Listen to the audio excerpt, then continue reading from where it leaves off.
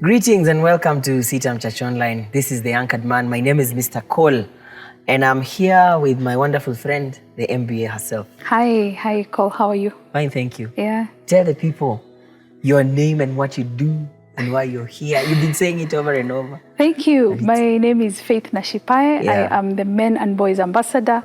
I am a mental health practitioner. I offer counseling psychology services. Yes. And I also work with the organization called Thriving Communities Africa, where we offer different services for the community, and specifically we empower the boy and the man in the country. We also advocate for the rights of men and boys. Amazing. Yes. Thank you for being here. Asante. In our last video, we ended on, we were thinking about men and community. And from where I sit, I feel like men, we are such lone rangers, and we can exist in a congregation or in a crowd, but we are so to ourselves and we don't open that space. I don't know if you would agree to that or you'd have a different opinion. I partially, I agree that you can be in an environment and still be lonely.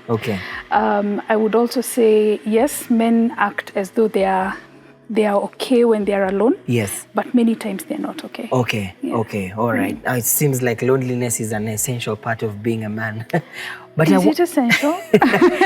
As I invite you to respond to that, let me read for you a tweet by one of the toxic masculinity ambassadors around. He says, "A man cannot cure loneliness by looking for a woman's presence or sex. So true. No feminine companionship can cure a man's loneliness. To cure loneliness, a man must focus on his aloneness." You'll help us debunk that. Loneliness is cured by aloneness. Aloneness is also called singularity. What do you think about that? Being alone, and there is a difference between feeling lonely, because loneliness is a feeling. But alone is a state of, is your physical state. Or environmental state. Where you can be enclosed in a place where you're alone. You can go for a trip and you're alone. You can be in the car and you're alone. But loneliness can be you are among people, but you're feeling not connected, and you're feeling some level of emptiness when it comes to associating with people. Or there is a gap that you're feeling. So alone has to do with the physical, the position around you. But lonely now is more relational and people-based, and so on and so forth. So do you agree with the first part of this, that loneliness cannot be cured by women and sex for men? Loneliness? Yes. I mean, are you lonely right now? I know. Because you're having a conversation. But loneliness cannot be cured by sex. When you're having a feeling of emptiness, you cannot feel it with sex. You need to understand, why am I feeling this way? Why am I feeling alone yet I'm among people? Why am I feeling that I'm not connected? So the issue is not looking for sexual connection. Because sex is an act, and again, it is a part of emotions. So what men end up doing is feeling that loneliness with sex, with a different person. I'm saying this because a man can be from the home where he has his wife and children and feeling lonely. He goes to the pub where he's among friends and they're watching football or they're doing whatever they're doing, and he's still feeling lonely. Right? I hear you. So he has to find out, why am I feeling lonely? Is it that I'm not connecting with people the right way? Because I came from a place where I can get sex anytime that I want, as long as this person is consenting. Right? And it is okay with my wife.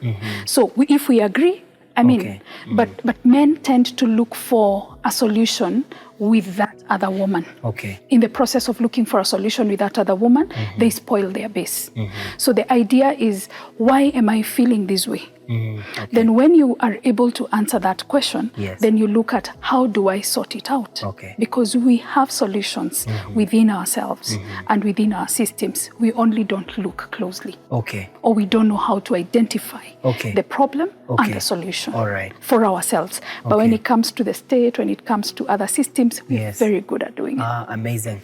So there's a young man who's watching now and they're probably in that state and they don't even know it. Where do they begin from? What do you say to that one person who's listening to you saying, that's good stuff you're saying, but where do I start practically? What's my number one, what's my ABC as I navigate through this whole loneliness kind of thing? A feeling of sadness, a feeling of not being connected to someone. Okay. You're feeling cold, like when you're feeling connected to someone, you're feeling some kind of warm inside. All right. So when you're feeling a little bit cold and it's not normal for you, or it could be normal for you because you're used to just being there, being alone. So you're also used to the feeling of loneliness. But then at some point in life, you want to be more connected to people.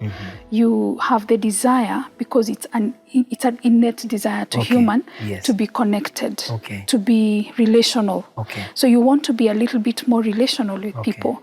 And the first step is understand and then be intentional. Intentionality. Be intentional. Then the other thing is pick on the right people. You can go picking on people who are very busy with their lives and they lose you. Because if I'm following on certain things in my life, I may not be the right person to maintain this kind of friendship. You might get into a place where you're looking for connection or connectedness with people, but the people that you're looking for connectedness with are leading you to the wrong direction. Right? So also align with people of the same value system. The other thing is the environment that you're in. Who do you want to be? Where do you want to go? How do you want to live your life? And I'm not saying that we need to classify our social systems, but you are as good as the people around you. No? All right. They say that your social network is your social network. I think so. Right? Yes. So the people that are around you will influence a lot about how you do things, the kind of things that you associate with, the kind of visions that you have, because they'll keep challenging you to become a better person. And it's also part of connectedness. Okay. And if I was to add anything to that, I'd say also, you have to be intentional about breaking some of the walls that you've put around yourself. And being vulnerable. And that there is also a mountain. And something else that men need to understand is that you don't have to be connected to the whole world. You can just you can decide to pick maybe 5 or 10 people. In fact, 10 is a crowd.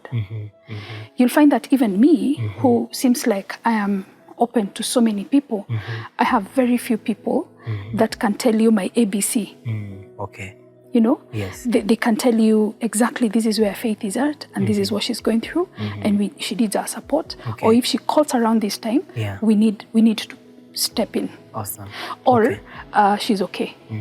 There are people who can tell you exactly that MBA is fine, or MBA is sinking. We need to step in. Amazing. Thank you. Very practical things, practical conversations. Please, we want to invite you to our last video as we just bring this to an end. And thank you for watching. Share this as much as you can. See you in our next episode.